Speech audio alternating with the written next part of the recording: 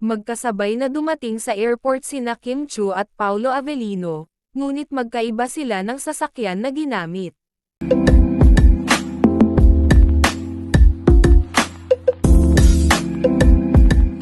Spotted ang dalawa ng ilang netizens na agad nag-viral sa social media. Makikita sa mga larawan na napaka-gentleman ni Paolo dahil siya mismo ang may dala ng luggage ni Kim. Naging kapansin-pansin ang kanilang sweetness kahit sa simpleng kilos lamang. Kasunod nilang dumating si Vice Ganda at ang iba pang hosts ng It's Showtime.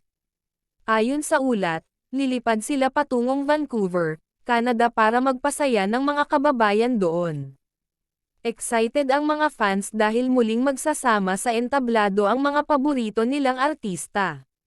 Nagbigay rin ng ilang paalala si Kim sa social media tungkol sa kanilang upcoming show.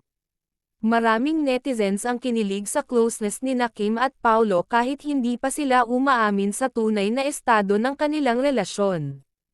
Tunay ngang inaabangan ng lahat ang kanilang paglabas at performance sa Canada show ng It's Showtime family.